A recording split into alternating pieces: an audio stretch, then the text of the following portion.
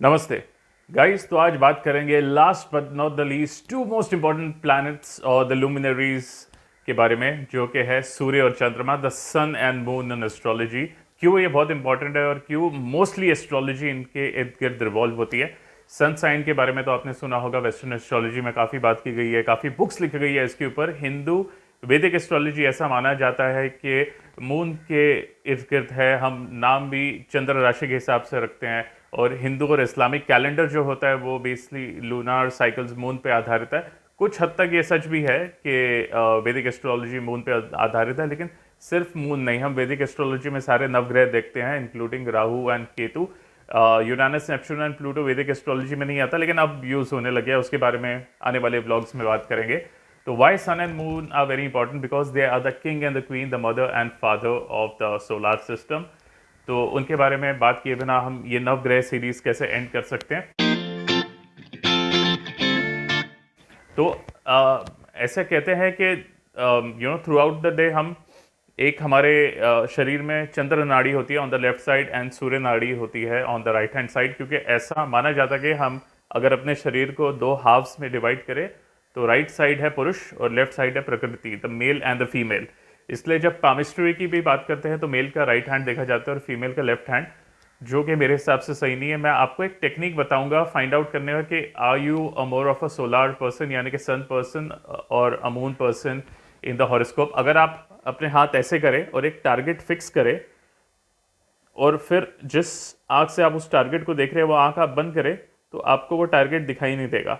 और तो जिस आंख से आप टारगेट फिक्स करते हैं तो आपको पता चलता है, अगर आप लेफ्ट आई से टारगेट फिक्स करते हैं जैसे कि अभी मैंने किया, तो I am more of a moon driven person. Moon मेरे हॉरोस्कोप में उच्च का है और एक्सॉल्टेड है।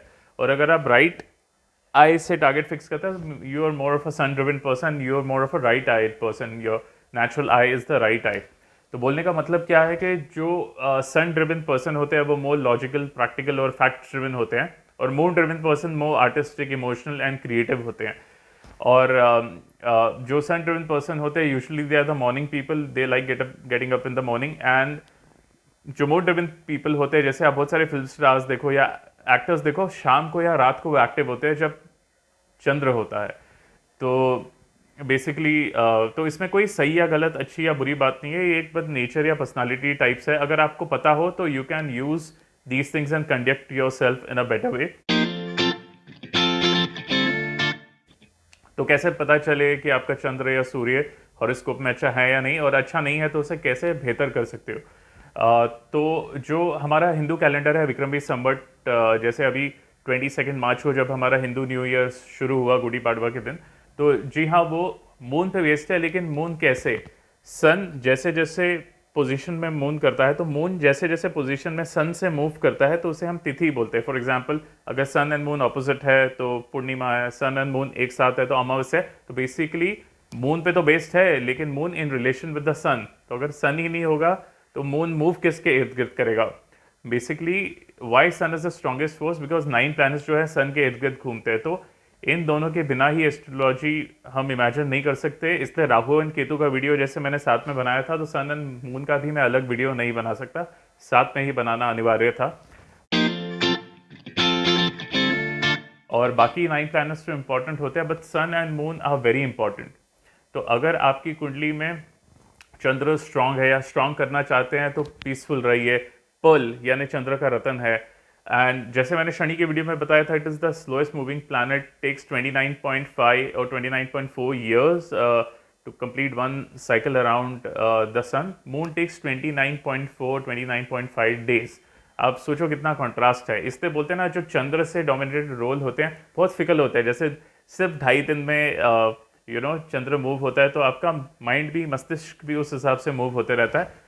जो सूर्य ड्रिवन पीपल होते हैं वो बहुत फिक्स्ड, स्टेडी और स्टेबल होते हैं। जैसे अगर कोई सूर्य ड्रिवन है, जैसे आप इमेजिन कीजिए कोई सक्सेसफुल आदमी, बिजनेसमैन है या कोई कंपनी का सीईओ है, तो they can not function as per their mood. अगर उनको सुबह 6 बजे उठना है, 9 बजे काम पे जाना है, तो चाहे कुछ भी हो जाए, they are determined to get up and rise at that time and they will go to office at that time. But जहाँ तक आर्टिस्ट की बात करें, सिंगर्स की बात करें, क्रिएटिव पीपल की बात करें, आप देखो काफ़ी बार आप देखोगे बहुत मूडी होते हैं, अगर मन किया काम करने का तो कर लेते हैं, नहीं तो नहीं करते। तो वो थोड़ा सा एक आर्टिस्ट लोगों में वो मूडीनेस आता है, वो चंद्र से आता है।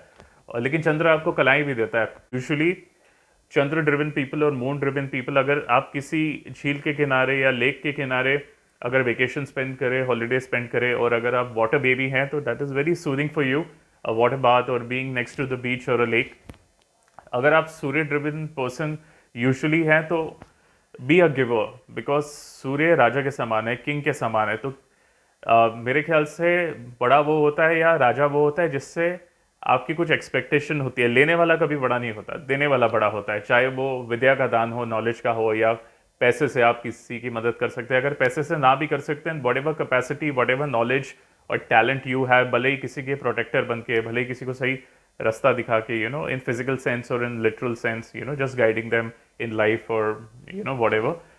तो आपको ये ब्लॉग कैसा लगा आप हमें बताइए। अगर इस तरह के और ब्लॉग चाहिए तो डू लेट अस नो। तब तक देखते रहिए, लाइक शेयर सब्सक्राइब, और आने वाले ब्लॉग्स में हम राशियों और प्लैनेट्स और अलग अलग हाउसेस के बारे में बात करेंगे। तो तब तक आज्ञा लेता हूँ, नमस्ते।